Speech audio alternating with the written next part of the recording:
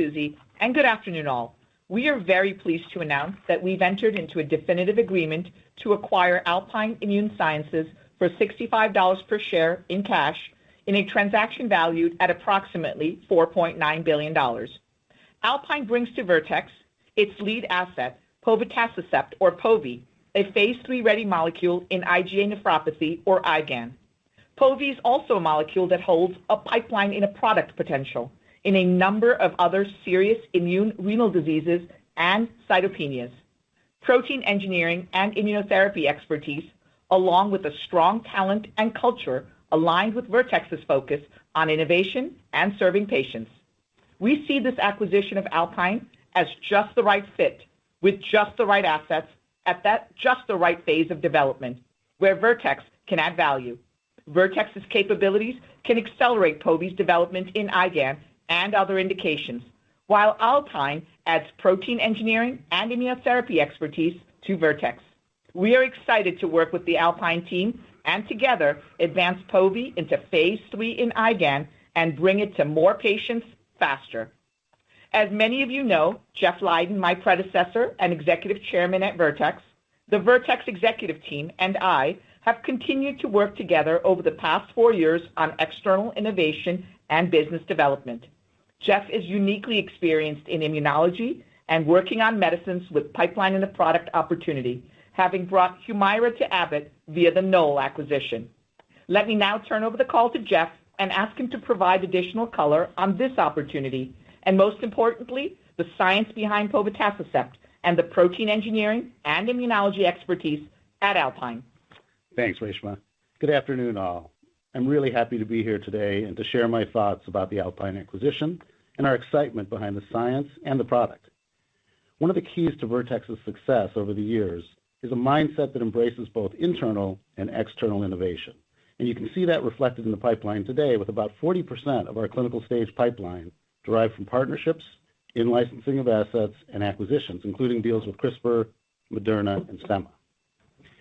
When evaluating R&D opportunities, external or internal, we're looking to create first-in-class or best-in-class medicines for serious diseases in areas of high unmet need. And when considering acquisitions, we're equally focused on the R&D pipeline, the science, and the people. In Alpine, we see extraordinary strength across all of these dimensions.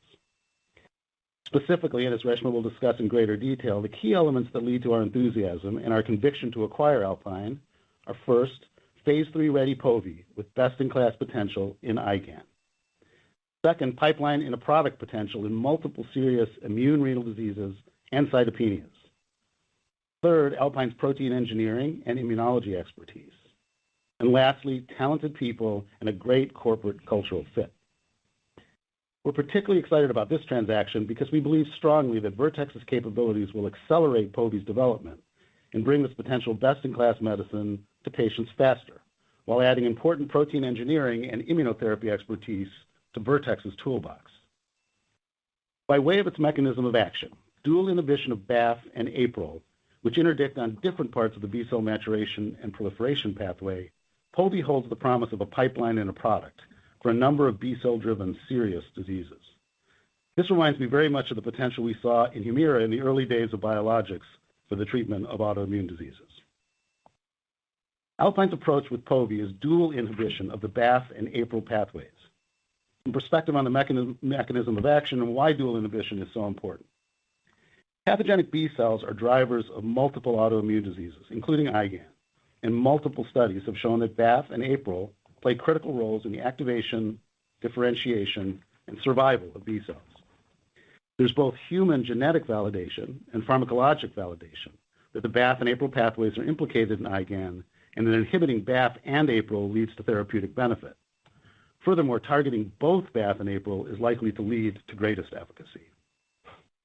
Alpine has brought forward an asset in POVI that not only inhibits both BAFF and APRIL, but does this with high affinity and potency.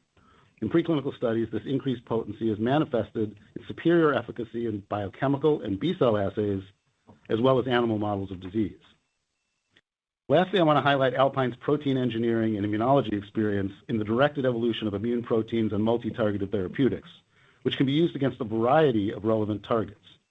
This will be important as we utilize Alpine's protein engineering technology to advance Alpine-identified diseases, as well as in Vertex sandbox diseases, such as gentler conditioning in sickle cell disease and beta thalassemia for Casgevy, and immune evasion of allogeneic stem cell-derived islets in our type 1 diabetes programs.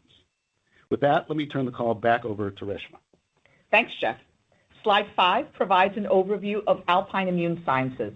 Alpine is headquartered in Seattle and was founded in 2015 to focus on the development of protein-based immunotherapies for autoimmune and inflammatory diseases, and has made impressive progress. Their lead asset, povetacicept, discovered internally through Alpine's own protein engineering platform, has already demonstrated proof of concept in IgAN and is on track to enter phase 3 in IgAN in the second half of this year, and is in 2 phase 1b/2 basket studies in multiple other diseases. The renal basket study includes IgAN, primary membranous nephropathy, lupus nephritis, and ANCA-associated disease. The immune cytopenias basket study includes idiopathic thrombocytopenia, warm hemolytic anemia, and cold agglutinin disease. Not only has Alpine made tremendous progress clinically, with its lead asset demonstrating best-in-class potential through phase 2 development, and is already phase 3 ready in IgAN, but with the innovative basket design of the phase 1b/2 studies, there are likely to be multiple additional clinical data readouts this year in immune renal diseases and cytopenias, providing the opportunity for rapid advancement, assuming the data are supportive. We look forward to welcoming the talented team at Alpine to Vertex. As you may have seen, this afternoon, Alpine released updated data on povetacicept in IgAN from their ongoing RUBY-3 clinical trial, which will also be presented in a late-breaking poster at the World Congress of Nephrology next week. We have seen these data, and they are impressive. Alpine leadership is hosting a conference call today at 5:15 Eastern Time to review the data in more detail. As Jeff mentioned, we see Alpine as an excellent strategic fit for Vertex. Vertex's strategy is disease-focused, as we aim to deliver transformative benefit to patients with serious diseases, and to do this through efficient regulatory pathways and a specialty sales and marketing model. IgAN fits this strategy perfectly. It is a serious disease with high unmet need, and there are no approved therapies that target its underlying cause. BAFF and APRIL are validated targets in IgAN, both genetically and pharmacologically. And by targeting both, we believe we can potentially deliver a transformative therapy for patients with IgAN. There are biomarkers that can facilitate rapid development of a therapy, and we see an efficient regulatory pathway, and we believe we can serve patients very well with a specialty infrastructure. Beyond IgAN, povetacicept's mechanism of action is applicable to a number of other diseases, and it is already in clinical trials in a number of these disease areas, such as membranous nephropathy, lupus nephritis, and autoimmune cytopenias.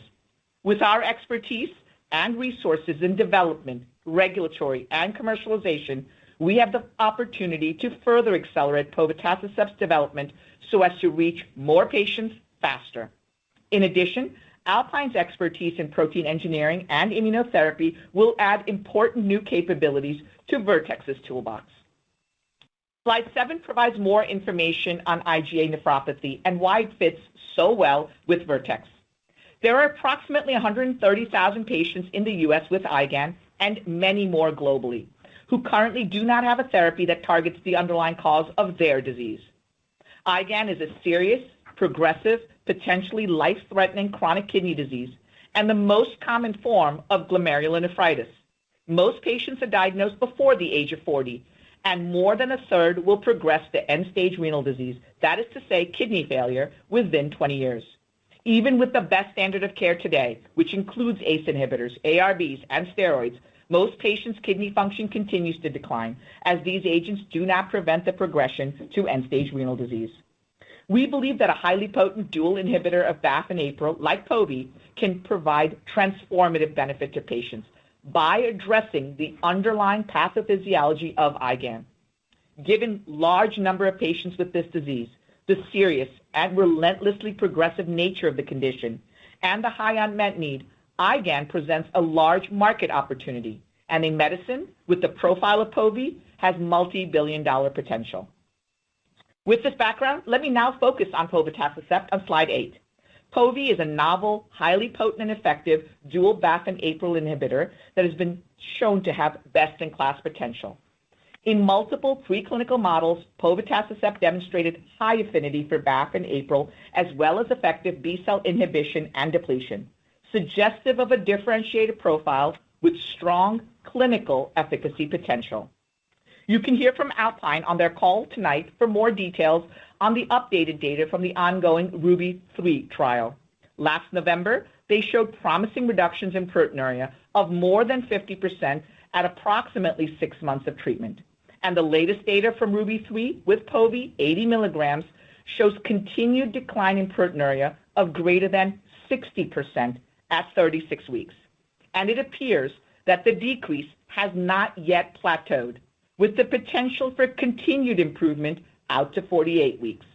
Again, we leave further commentary on the data to Alpine, but today's updated data from Ruby 3 with more patients and longer follow-up further demonstrate POVI's transformative potential with best-in-class efficacy as assessed by reductions in proteinuria, hematuria, stabilization of GFR, and remission in patients treated over a longer period of time. Povetacicept has also been well tolerated in all its studies to date, with no severe infections. Lastly, of note and not to be underestimated in the biologics market, dosing interval, route of administration, and volume are all important considerations and differentiators for patients and healthcare providers. Povetacicept is administered every 4 weeks, subcutaneously, with a small volume injection. Switching now to slide 9 and focusing on the potential of POVI as a pipeline in a product. Povetacicept is already in 2 phase 1b/2 basket clinical trials. Ruby 3 is in serious immune-mediated kidney diseases, and Ruby 4 in autoimmune cytopenias. We look forward to reading out the data from a number of these studies later this year. I'll now turn over the call to Charlie to cover the financial terms of the transaction and provide some closing remarks. Thanks, Reshma. As previously mentioned, Vertex is acquiring Alpine for $65 a share in cash in a transaction valued at $4.9 billion. We will fund this acquisition through cash on hand and expect to complete it this quarter, subject to certain customary conditions. This transaction is consistent with Vertex's capital allocation priorities, which remain focused on internal and external innovation in disease areas where we can provide a transformative benefit to patients. As you've heard from Reshma and Jeff, given its transformative potential in a disease area with high unmet need, we see multi-billion-dollar opportunity for povetacicept in IgAN alone, and we look forward to exploring its full potential in other serious diseases. Vertex 2024 non-GAAP OpEx guidance of $4.3 to $4.4 billion as of February 6th remains unchanged for Alpine OpEx, excluding the potential impacts of transaction accounting, which will be determined upon closing. Note that Alpine operating expenses were $30 million in the fourth quarter of 2023 and $103 million for full year 2023, including the cost of being a public company. Their ongoing costs for the remainder of 2024 can be absorbed in our OpEx guidance range for the year. Post-close, we aim to leverage Vertex clinical, regulatory, and commercial capabilities to accelerate development and commercialization of POVI and are targeting approval in IgAN in 2027. With significant revenue potential, povetacicept can begin to contribute to Vertex revenue growth and diversification in 2028, while a highly attractive margin and commercial profile adds to profitability thereafter. So to wrap up, we find the acquisition of Alpine Immune Sci a highly compelling fit with Vertex's strategy. Alpine's lead asset, povetacicept, has demonstrated best-in-class potential in IgAN and is ready to enter phase 3 in the second half of this year. Beyond IgAN, POVI holds the potential as a pipeline in a product. Vertex capabilities can accelerate POVI development in IgAN and other indications, and Alpine's expertise in protein engineering and immunology add to the Vertex toolbox. Finally, we see strong alignment of our innovation and patient-centric cultures. We look forward to providing you with more details and news of our progress over the coming quarters. With that, we'll be happy to take your questions. We will now begin the question and answer session. To ask a question, you may press star then 1 on your touchtone phone. If you're using a speakerphone, please pick up your handset before pressing the keys. To withdraw your question, please press star then 2. And at this time, we'll pause momentarily to assemble our roster.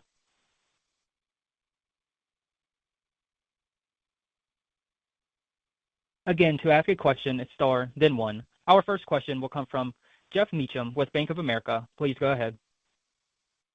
Hi, this is Alex Hammond on for Jeff Meacham. Thanks for taking the question and congrats on the deal.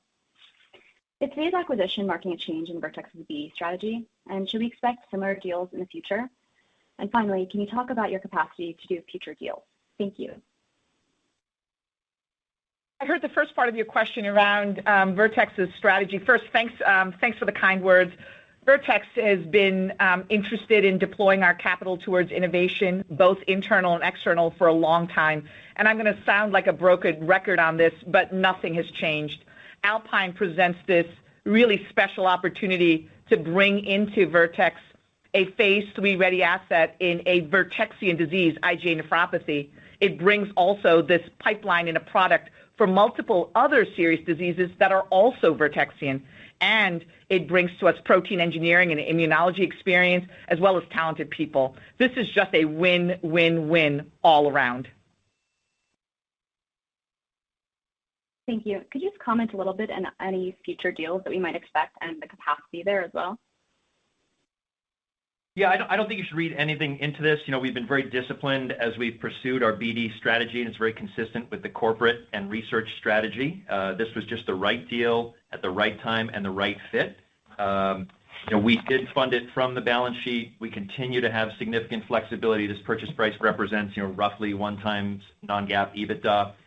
So we'll just continue with the strategy that's served us so well in recent years.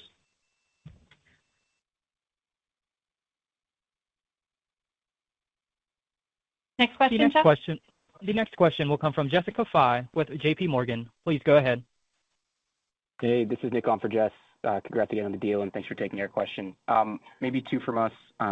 First one, on POVI, how do you think about the correlation between proteinuria and eGFR and IgAN, and what gives you confidence in this eGFR differentiation based on what you've seen to date and kind of thinking about generally in the context of what docs ultimately think is the most important? Yeah. Hey, thanks for the kind words. Let me put my nephrology hat on and tell you one of the reasons that this, the data that Alpine is going to share later today is so important is because it's longer duration of treatment with more patients, and you really start to see the profile of POVI emerge. Proteinuria in IgAN is one of the accepted accelerated endpoints, so that's really great.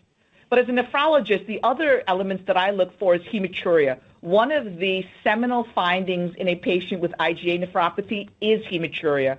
And the absence of hematuria is a really positive sign, and it's being included more and more in the clinical remission definitions. So what I'm looking for here is the improvements in proteinuria, and now we're up to greater than 60%, and that hasn't even plateaued yet. We're looking at hematuria that's remitting, and we're looking at a stabilizing of GFR. This is really very impressive and best in class from what we can see today. Great. And maybe just one follow-up. Can you just kind of talk about a little bit the potential phase 3 design here? And is that 2027 approval you mentioned, what endpoint is that based on the phase 3 design? I'll have a lot more to say about the phase 3 design and timelines after the deal closes, but you should expect this to be a fairly standard study of povetacicept on top of standard of care versus placebo on top of standard of care. And in this disease area, as I said, the regulators are very open to proteinuria as a accelerated endpoint. And so, of course, we'd be looking to make that pathway available for POVI approval. Great. Thanks, Ken. Yeah. The next question will come from Salveen Richter with Goldman Sachs. Please go ahead. Good afternoon. Thanks for taking my question. Reshma, as you looked at this asset and evaluated it, you talked about the profile and you suggested best in class here. Can you just put the drug in the context of how it looks versus competitors out there, your comfort with the dose work that's been done to date, and then how you think about the probability of success in terms of read-through to the other indications here? Yeah, sure thing. So, Salveen, the reason I think of this molecule as best in class comes from the preclinical data, the clinical data through phase 2, and the attributes of the molecule itself. So let me double click on each of those. The really important thing to know about POVI is that it's a dual APRIL-BAFF inhibitor, and the characteristics preclinically are that it is potent and it has high affinity. And the data that we've seen preclinically in animal models of disease and in human cell models, it looks to be best in class. Then moving to the clinical realm, through phase 2 data, and now we've seen a number of patients over the latest time point is 48 weeks, proteinuria that starts to decrease by week 12, and by 48 weeks, we're up to greater than 60% protein reduction, and it doesn't look like it's plateaued yet. So we have one patient out further than that, and that looks like a greater than 70% reduction, but that's just one patient's worth of data. The other numbers that I look at are the hematuria, the GFR, and this concept of clinical remission. And then when I extend it out to the other disease areas, Salveen, one of the reasons I like this deal so much and was so pleased with what we've seen is that these diseases are genetically validated diseases and sometimes both genetically and pharmacologically validated diseases. So I take a lot of enthusiasm and I have high conviction across these diseases, which are all B-cell mediated diseases. And remember, POVI, as Jeff talked about, hits the B-cell maturation and proliferation pathway at 2 points, which is what I think leads to this very good-looking efficacy and safety profile. The next question will come from Andy Chin with Wolfe. Please go ahead. Hey, thank you for taking the question and congratulations to both teams. So just looking at the indications, I'm wondering if you can talk about prioritization because in addition to IgAN, there are also multiple other indications. Can you maybe rank order some of these that you're more interested in, or maybe are you pursuing all of these together simultaneously in phase 2 and phase 3s? And also a slightly related question. So povetacicept, there was a presentation a few days ago talking about how distribution is very high in the kidney. I'm just wondering if you can talk about whether that really de-risks the lupus nephritis or SLE and how you're thinking about these two indications. Thank you. Yeah, sure thing, Andy. Let me break this up into two questions. One around the preclinical immunologic basis of this therapy. And Jeff is the best immunologist I know, and he happens to be sitting next to me, so I'll ask Jeff to talk about that, and then I'll come back and tell you a little bit about the indications and clinical development. Jeff? Thanks, Reshma. You clearly don't know enough immunology. So let me start a little bit on the preclinical profile, if you will, of the molecule, and then turn it back to Reshma for the clinical profile. As you know, POVI was engineered by Alpine to be higher affinity for both BAFF and APRIL, and we think that's very important. It's a dual inhibitor, so it hits the pathway twice. We think that's very important. So those are sort of the scientific and theoretical bases. But then when you look at the molecule in biochemical assays, B-cell assays, and animal models, all of that plays out very nicely. And finally, as Reshma mentioned, the PK and PD of the molecule looks very, very good. Once-a-month dosing with very good PD, with a very small volume, that really matters in these kinds of markets. And if you compare that to many of the other inhibitors out there that are once a week or twice a week, we think from a clinical, patient, and commercial standpoint, those things will play out very, very nicely as we bring the drug to market. So, Reshma, maybe I'll turn it back to you for the clinical data. So, Andy, one of the reasons you heard me say in my prepared remarks that we look forward to working with the Alpine team to accelerate the development is the very question you asked. Vertex brings to this resources and expertise in development, regulatory, and commercialization. And I am looking forward to investment behind each of these indications as the data cards are turned over. And I expect the data cards to be positive based on the biology and what you heard Jeff talk about in terms of how POVI works. Thank you. Congrats again. Thanks so much. The next question will come from Lisa Bako with Evercore ISI. Please go ahead. Hi, thanks for taking the question. Unlike some of your other, products where you've been first to market, in this case, you're going to be, coming behind. There's a couple other products ahead, including one from Otsuka and another from Vera. Can you just tell us how you're thinking about the strategy of coming in as a third entrant there? That's my first question. Yeah. So, Lisa, two things to talk about here. One, maybe three things to talk about here. Let's first separate out IgA nephropathy. Then let's talk about POVI, and then let's talk about the breadth of indications. Okay. So first, let me tackle IgA nephropathy. This is a very significant disease. There's more than 100,000 people in the U.S. and more than 3 times that number when you count up the global prevalence. And despite the fact that it's an aggressive disease, it's a disease of young people that within 20 years, more than 1/3 of patients will go on to dialysis. There is no therapy that treats the underlying cause, so high unmet need. And when you think then about that kind of large market, that kind of unmet need, now let me talk about POVI. Compared to the other molecules that appear to be in this class, I would think very carefully and separate out the BAFF-only molecules and the APRIL-only molecules. And then I think about the subgroup then that's BAFF plus APRIL. In the BAFF plus APRIL, this is best in class. And BAFF plus APRIL, from everything that we can see, for the reason that it interdicts on the B-cell maturation and proliferation pathway in 2 places, is best in class. So when I think about the size of the market and the fact that this is a best-in-class dual, you got to separate out the individuals, I see us being very successful in bringing a therapeutic that has huge value to patients. I'm going to make one more comment, and I'll ask Stuart to comment on these kinds of markets. But my last comment is, when you look at the breadth of indications that some of the molecules that you mentioned are pursuing, and the breadth of indications already in phase 2 development for POVI, it is seismically different.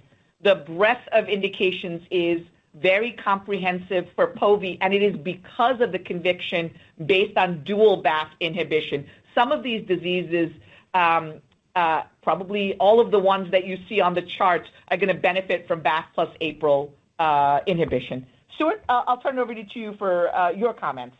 Yeah, the only thing I'll add, Lisa, is the attributes that Reshma's described, that dual antagonism, the potency, the affinity, and also the drug-like properties of povetacicept, we believe leads it to have the potential to be best in class, both in terms of clinical profile, efficacy, tolerability, but also other important attributes like dosing frequency and volume, which are particularly important in chronic markets like these. And so as a result of that, we think we've got a drug which has the potential to have a best-in-class profile. And in my experience, best-in-class entrants tend to win, even if they're not first-in-class. And Jeff referenced Humira in his prepared remarks. That's probably the poster child for something that came to market, was not the first entrant in its class, but had a superior profile and went on to win the day. Fair enough. And can I just ask one more question? I think this is a great group to ask this of, but there's always been this debate in the IgA nephropathy space about really the contribution of BAFF, and is APRIL alone enough? And I would just be curious on how you think about that, and how, if BAFF is contributing something special to IgAN, how you can show that clinically. Thanks. Yeah, Lisa, it's such a great question, and you're right about the conversations in the renal field about contribution of BAFF and APRIL.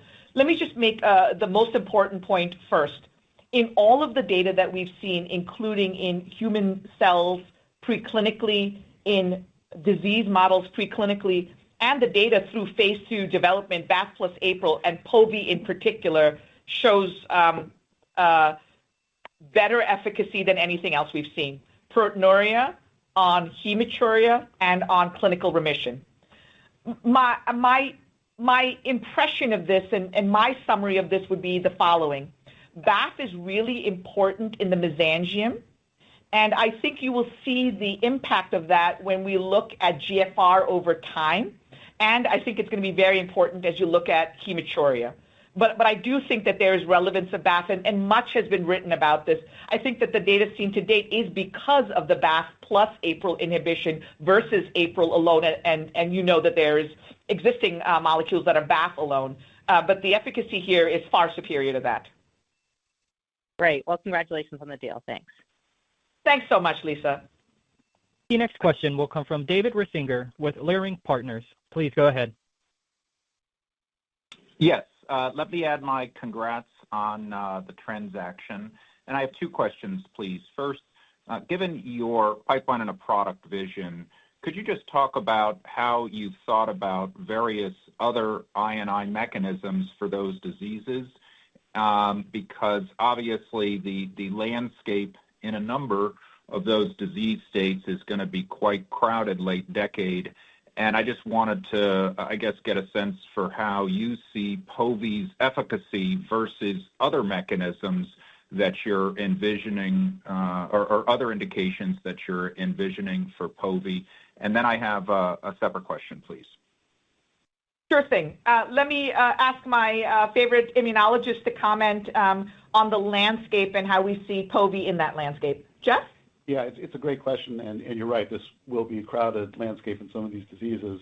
We have this conviction at Vertex, which has been borne out by our experience, that the best way to go after a disease is to try to hit the underlying pathway of that disease. And what's very clear in all these diseases is that the B-cell maturation, proliferation, activation, secretion pathways are the underlying pathways in most of these B-cell autoimmune diseases. Doesn't mean that other ways can't work, but we do believe that by going directly after the pathway with this high affinity dual inhibitor has the highest probability of success. And it also has the possibility for true disease modification. And Reshma mentioned this. It remains to be seen, but I think one of the interesting things here is that by inhibiting BAFF and APRIL, we may not only just decrease autoantibody secretion, which clearly it does, we may actually have disease-modifying capabilities in some of these diseases, the underlying renal disease, for example, or the underlying cytopenia. And I think that's a very exciting potential here that we'll look very carefully at. Great, thank you. And then considering today's news, Reshma, if you could provide an update on the Inaxaplin, your enthusiasm for that program and the key developments to watch ahead. Yeah, sure thing. So in the renal space, we have now Inaxaplin, we have our ADPKD program, and with this announcement today, a program in IgAN. Inaxaplin is VX-147. The recent news on that program, which we probably announced a week ago or so, is that the dose selection has been made. It's 45 milligrams, and we are well into phase 3. We are blinded, of course, to the data because this is a seamless phase 2/3 study. But the milestones to look for now are continued enrollment, and the next big milestone is the potential for accelerated approval. And we've talked about the fact that we see a pathway to that through our conversations with the agency when we started the program. So really great news. And of course, ADPKD just went into the clinic in a phase 1 trial. Thank you. You bet. The next question will come from Mohit Bansal with Wells Fargo. Please go ahead. Great. Thank you very much for taking my question, and congrats on the deal as well from my side. Reshma, one question I want to understand is that I think the relationship between the UPCR reduction in IgAN with GFR reduction is well established. Can you confirm that? And if you look at the early data, it does look like there was an improvement in GFR, again, small patient count. Do you think that should be the expectation going forward? How should we think about the GFR with this kind of proteinuria reduction in longer-term studies? Thank you. Yeah. Thanks, Mohit. Really, really great question. So, as we've talked about before in the context of AMKD, in homogeneous proteinuric kidney diseases like IgAN, the regulators have been open-minded to proteinuria as a regulatory enabling endpoint. So you're right about that. That relationship is known and it's strong. So this question you ask about eGFR, and there is tantalizing data, albeit in a very small number of patients from Alpine on GFR, and GFR looks like it improves small numbers of patients. Honestly, Mohit, as a nephrologist, the most my mind could have imagined in the past is stabilization of GFR, and that is a huge and positive benefit. But because of what you heard Jeff talk about with this dual APRIL-BAFF inhibition hitting multiple paths of the B-cell pathway, there are theories that could explain what we are seeing as disease modification, particularly in the mesangium. I'll leave it at that, and we'll look to see what the future data hold. But that is that would be something that would be extraordinary. Thank you, and congrats once again. Thanks so much, Mohit. The next question will come from Evan Seigerman with BMO Capital. Please go ahead. Hi, guys. Thank you so much for taking my question, and really congrats on the deal. I wanted to dive in a little bit on the epidemiology you mentioned in the deck, specifically around the 130,000 patients. Can you walk me through the subset of patients that you're looking to target, and how do you kind of get to that multi-billion-dollar opportunity? Is it addressing all 130,000 patients, a specific subset, or in another way, who do you plan to target first, and where would you grow from there? Thank you so much. Why don't Stuart and I tag team this question? So the numbers you saw on the slide are straight prevalence data, and what we shared were U.S. numbers, and it's about 3 times that, maybe a little bit more when you add up the patients around the globe. The patient numbers we showed you are not eligible patients. They're not patients that are necessarily being studied in the trial. These are not eligible patient numbers that we're showing. And with regard to how we get to a multi-billion-dollar market, let me turn it over to Stuart, who can maybe dimensionalize it a little bit with an existing therapy, the patient numbers, and the price of some therapies, so that you can sort of build that out in your own model. Stuart? Yeah, so these the numbers, 130,000 is a recent estimate on the number of patients who are diagnosed with IgAN and confirmed diagnosed by biopsy. So these are not patients who are kind of unaware of their diagnosis, and their physician is not unaware of their diagnosis. As Reshma said, not all of those necessarily would be treated with a disease-modifying therapy, but if truly effective disease-modifying therapies were available, much as we've seen in many other diseases, like, for instance, relapsing MS, in things like psoriasis, in things like RA, you would expect high percentages of patients to be treated with disease-modifying therapies. As a result of that, depending on what price, pick a price, you can get to a multi-billion-dollar to market.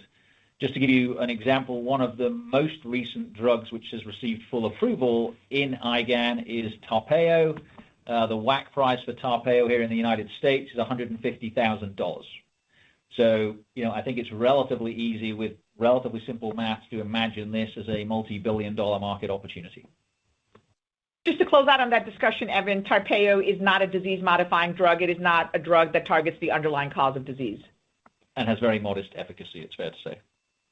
Chuck, we'll take one more quick question so that we can try and conclude close to 5:15 for the Alpine call.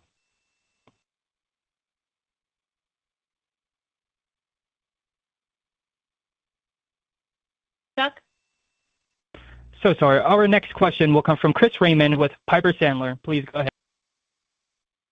For squeezing me in, and congrats from us as well on the deal. Just maybe a strategic sort of question on how you view the renal market. So I've heard your prepared remarks and answer to some of the questions on 147, for example, and AMKD, and also on your nephrology expertise. But sort of renal as a therapeutic silo has had, maybe one could describe, a spotty record in terms of launch successes. And just as you sort of view this from a strategic commercial standpoint, can you maybe give us a sense of your view? Are some of these disappointments of other drugs, and I know we're talking different indications, are these drug specific, or maybe just talk about your strategic view of nephrology sort of writ large? Thanks. Yeah, sure thing. So let me say 3 things. One, until the recent past, we have not had many, if any, drugs that treat the underlying cause of disease. In fact, when I was a practicing nephrologist, we would often write papers about the fact that we have very few clinical trials in nephrology, and the fact that we have very few drugs that were actually developed for nephrology indications. Most of our medicines were recycled medicines from cardiovascular disease or endocrinology. So that's one thing. The second thing to say is we have had a real a new understanding of renal medicine. We have better understanding of the genetics of disease, and we have had far better medicines that target the actual underlying cause of disease. I'll just call out the medicines from the Vertex portfolio, but that does include VX-147, which specifically targets the underlying cause of AMKD, and our latest molecule for polycystic kidney disease, which specifically targets PC1 correction. And now today, of course, with Alpine, specifically targeting the B-cell pathway, which is the cause of disease in IgA nephropathy. So when I stand back and look at renal medicine, it's like a renaissance in nephrology over the recent past. And I think Vertex is leading the way with these 3 medicines, each of which are innovative, treat the underlying cause of disease, and have already demonstrated that they are medicines that have very good preclinical data, and in 2 of the cases already have phase 2 data that show them to be best in class. That, of course, is VX-147 and Alpine. The polycystic kidney disease is just entering phase 1 development. Thank you very much. Thanks, Chuck. You can bring us home. The conference is now concluded. Thank you for attending today's presentation. A replay of today's event will be available shortly after the call concludes by dialing 1-877-344-7529 or 1-412-317-0088 using replay access code 10188202. Thank you and have a great day.